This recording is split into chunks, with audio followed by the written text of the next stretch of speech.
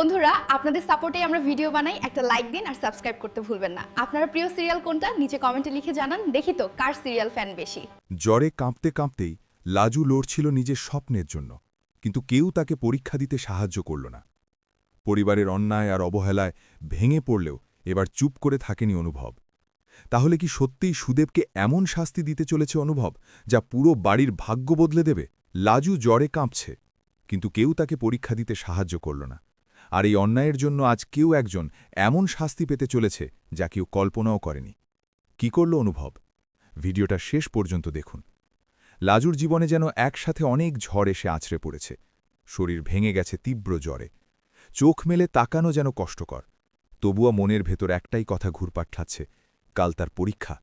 সে কি যেতে পারবে, নাকি সব শেষ হয়ে যাবে? বিছানায় শুয়ে শুয়ে সে ডাক্তারকে বারবার অনুরোধ করতে থাকে এমন কোন ওষুধ দিতে যাতে সে দ্রুত সুস্থ হয়ে উঠতে পারে, কারণ এই পরীক্ষাটা তার ভবিষ্যতের জন্য খুব গুরুত্বপূর্ণ। কিন্তু ডাক্তার গম্ভীর মুখে বলে দেয়, এটা সম্ভব নয়। তুমি নিজেও তো মেডিকেলের ছাত্রী, তুমি বোঝো তোমার শরীর কতটা খারাপ অবস্থায় আছে। তোমার কমপক্ষে 7 দিন সম্পূর্ণ বিশ্রাম দরকার, না হলে বিপদ বাড়বে। এই কথা শুনে লাজুর বুকের ভেতরটা হাহাকার করে ওঠে। 7 দিন মানে তো পরীক্ষা মিস হয়ে যাবে, সব শেষ হয়ে যাবে। সে আবার অনুরোধ করে, কিন্তু ডাক্তার আর কিছু শোনে না। কিছু ওষুধ লিখে দেয় আর বলে রক্ত পরীক্ষা করাতে হবে, কারণ জ্বরের কারণটা বুঝতে হবে। পাশে দাঁড়িয়ে থাকা কমলা একটু বিরক্ত হয়ে বলে, আবার রক্ত পরীক্ষা কেন? শুধু নাড়ি দেখেই কি বোঝা যায় না? ডাক্তার একটু রেগে যায়, বলে, আমি কি করতে হবে সেটা আমি ভালো বুঝি। মানুষের জীবন নিয়ে খেলা করা যায় না, আপনারা যা বলছি তাই করবেন। এরপর হঠাৎ ডাক্তার লাজুর কপালের দিকে তাকিয়ে থমকে যায়। সেখানে কালশিটে দাগ স্পষ্ট দেখা যাচ্ছে। সে জিজ্ঞেস করে, এটা কিসের দাগ? সবাই এক মুহূর্তে চুপ হয়ে যায়। কমলা তাড়াতাড়ি বলে, পড়ে গিয়েছিল তাই হয়েছে। কিন্তু ডাক্তার বিশ্বাস করে না, বলে, এটা পড়ে যাওয়ার দাগ না, অন্য কিছু আছে এখানে। যদি সত্যি কথা না বলেন তাহলে কিন্তু সমস্যা হবে, আর এই দাগের জন্য যদি কিছু হয়ে থাকে তাহলে শাস্তি পেতেও হবে। কথাগুলো শুনে ঘরে একটা অদ্ভুত ভয় ছড়িয়ে পড়ে, কিন্তু কেউ কিছু বলে না। লাজু সব শুনে চুপ করে থাকে। তার শরীর এতটাই দুর্বল যে কথা বলার শক্তিও নেই। ওষুধ খাওয়ার পর ধীরে ধীরে সে ঘুমিয়ে পড়ে, কিন্তু ঘুমের মধ্যেও তার মনে একটাই চিন্তা, পরীক্ষা। পরদিন সকাল, সূর্যের আলো জানালা দিয়ে ঢুকতেই অনুভব ঘুম থেকে উঠে পড়ে। তার মন আজ অস্থির, কারণ সে জানে আজ লাজুর পরীক্ষা। সে মনে মনে ভাবে, আজ নিশ্চয়ই লাজুকে দেখবে। অনেকদিন হয়ে গেছে দেখা হয় না। তার ভেতরে এক ধরনের টান কাজ করে। সে দ্রুত কলেজের দিকে রওনা হয়। এদিকে লাজু ধীরে ধীরে চোখ খুলে উঠে বসতে চেষ্টা করে। মাথা ঘুরছে, শরীর কাঁপছে, তবুও সে ভাবে তাকে যেতেই হবে, না গেলে সব শেষ। তখন তার বড়জা এসে তাকে দেখে অবাক হয়ে যায়, বলে, তুমি উঠেছ কেন? তোমার অবস্থা তো ভালো না, শুয়ে থাকো, বিশ্রাম নাও। লাজু কষ্ট করে বলে, না, আমি যাবই, আমার পরীক্ষা, আমি মিস করতে পারি না। কিন্তু বড়জা তাকে বোঝানোর চেষ্টা করে, বলে, শরীরের এই অবস্থায় যাওয়া ঠিক না, তুমি যদি আরও অসুস্থ হয়ে পড়ো তাহলে কি হবে? কিন্তু লাজু একগুয়ে হয়ে যায়। সে জানে এই সুযোগ হারালে অনেক ক্ষতি হবে, তাই সে কলেজে ফোন করার সিদ্ধান্ত নেয়।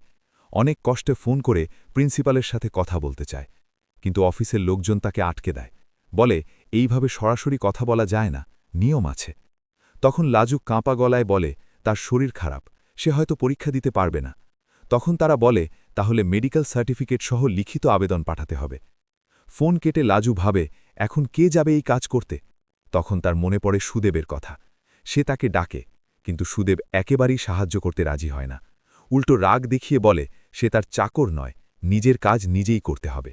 এই কথা শুনে লাজুর মন ভেঙে যায়। সে বুঝতে পারে এই বাড়িতে তার কোনো ভরসা নেই। সে আরেকজনকে ফোন করতে চায়, কিন্তু সেই নম্বর আগেই ব্লক, তাই তার সব পথ বন্ধ হয়ে যায়। অসহায় হয়ে সে বিছানায় বসে থাকে। এদিকে অনুভব কলেজে এসে দাঁড়িয়ে অপেক্ষা করতে থাকে। সময় পেরিয়ে যায়, কিন্তু লাজুর কোনো খোঁজ নেই। সে ভাবে হয়তো লাজু আগেই ঢুকে গেছে, কিন্তু ভেতরে গিয়ে খোঁজ নিয়ে সে জানতে পারে লাজু আসেইনি। তখন তার মনে সন্দেহ জাগে, কিছু একটা হয়েছে। লাজু তখন বাড়িতে বসে কাঁদছে। সে চেষ্টা করেছিল যেতে, কিন্তু শরীর তাকে সাপোর্ট করেনি। জ্বর তাকে পুরোপুরি ভেঙে দিয়েছে। সময় চলে যায় আর সে বুঝতে পারে পরীক্ষা শেষ হয়ে গেছে। তার চোখ দিয়ে জল গড়িয়ে পড়ে। সব স্বপ্ন যেন এক মুহূর্তে ভেঙে গেল। অনুভব তখন প্রিন্সিপালের সাথে কথা বলে জানতে পারে লাজু কোনো খবর দেয়নি। এতে সে আরও চিন্তিত হয়ে পড়ে, ভাবে নিশ্চয়ই কেউ তাকে আটকেছে। তার মনে সঙ্গে সঙ্গে সুদেবের নাম আসে। সে রাগে ফুঁসতে থাকে। যদি সত্যি এমন কিছু হয়ে থাকে তাহলে সে ছাড়বে না। এদিকে সুদেব নিজের মতো করে খুশি হয়, ভাবে ভালোই হয়েছে। লাজুর পরীক্ষা মিস হয়েছে। তার ভেতরে কোনো অনুতাপ নেই, বরং সে ভাবে এতে তারই সুবিধে হয়েছে। অনুভব সবকিছু জেনে ধীরে ধীরে নিশ্চিত হয়ে যায় যে এখানে অন্যায় হয়েছে। তার ভেতরে এক ধরনের আগুন জ্বলে ওঠে। সে ঠিক করে যে যেই লাজুর সাথে অন্যায় করেছে তাকে শাস্তি দিতেই হবে। সে আর চুপ করে থাকবে না। লাজু একা বসে ভাবে তার জীবন কেন এমন হয়ে গেল। সে তো শুধু নিজের স্বপ্ন পূরণ করতে চেয়েছিল, কিন্তু চারপাশের মানুষগুলো তাকে বারবার থামিয়ে দিচ্ছে।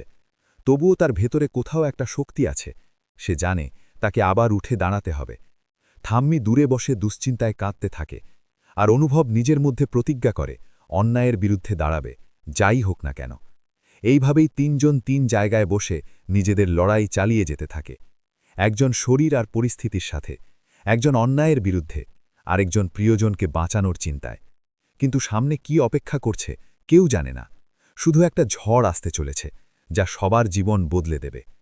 লাজুর জীবনে যেন থেমে থাকার সময় আবার ধীরে ধীরে নড়তে শুরু করেছে। কিন্তু সেই নড়াচড়ার ভেতরেও লুকিয়ে আছে নতুন ঝড়, নতুন সংকট আর নতুন লড়াই। জ্বর এখনও পুরোপুরি কমেনি, শরীর দুর্বল, কিন্তু মনের ভেতরের আগুনটা যেন আরও তীব্র হয়ে উঠেছে।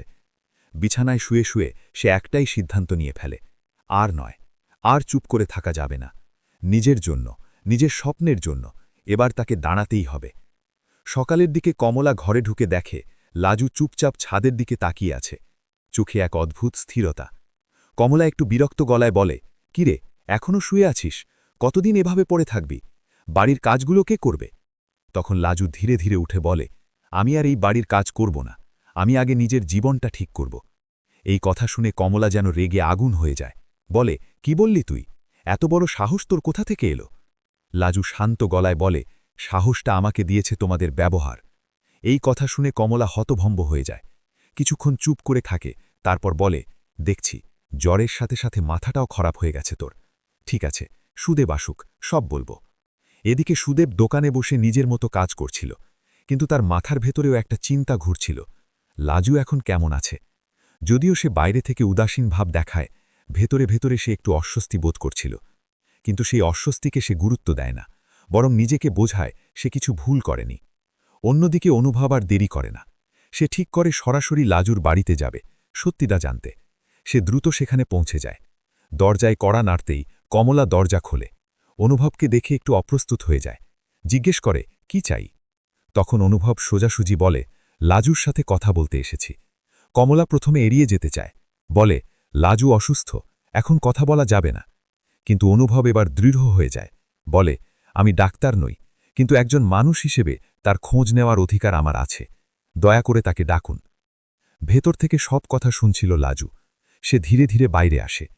তাকে দেখে অনুভব চমকে ওঠে, মুখ ফ্যাকাশে, চোখে ক্লান্তি, শরীর কাঁপছে। সে এগিয়ে এসে বলে, এই অবস্থায় মিউজিক? তুমি পরীক্ষা দিতে যাওনি কেন? আমাকে একটা খবরও দিলে না? লাজুর চোখে জল চলে আসে। সে বলে, আমি চেয়েছিলাম মিউজিক, কিন্তু পারিনি, কেউ সাহায্য করেনি। এই কথা শুনে অনুভবের রাগ চরমে, মিউজিক পৌঁছে যায়।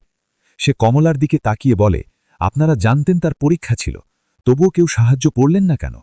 কমলা রেগে বলে, আমাদের নিজের অনেক কাজ আছে, তার জন্য সবকিছু ফেলে রাখতে পারি না।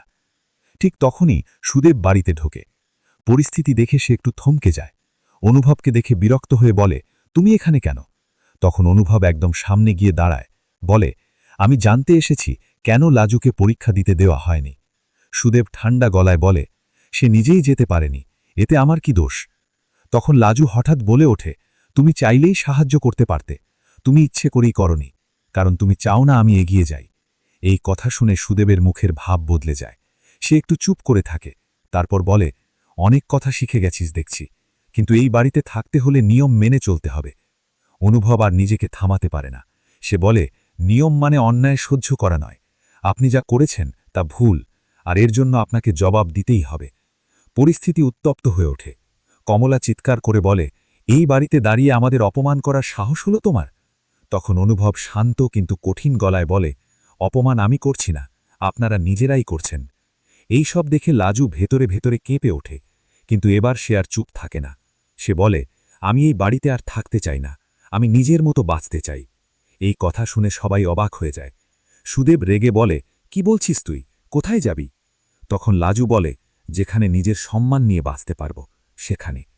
এই মুহূর্তে যেন সব কিছু থমকে যায়। অনুভব লাজুর দিকে তাকিয়ে বলে, তুমি যদি চাও আমি তোমার পাশে আছি, তুমি একা নও। লাজুর চোখে জল আসে, কিন্তু সেই জলের ভেতরেও একটা নতুন দৃঢ়তা দেখা যায়। সে জানে সামনে পথটা কঠিন, কিন্তু সে আর পিছিয়ে যাবে না। ঠাম্মির কথা তার মনে পড়ে। সে ভাবে, হয়তো এবার সত্যিটা বলতেই হবে, কারণ আর লুকিয়ে রাখার কিছু নেই। সেদিনের পর থেকে লাজুর জীবনে এক নতুন অধ্যায় শুরু হতে চলেছে, যেখানে সে নিজের জন্য লড়বে, নিজের স্বপ্নের জন্য লড়বে, আর অন্যায়ের বিরুদ্ধে দাঁড়াবে। অন্যদিকে অনুভবও থেমে থাকার মানুষ নয়। সে ঠিক করে শুধু পাশে থাকা নয়, প্রয়োজনে সে আইনের সাহায্য নেবে, যাতে লাজুর সাথে হওয়া অন্যায়ের বিচার হয়।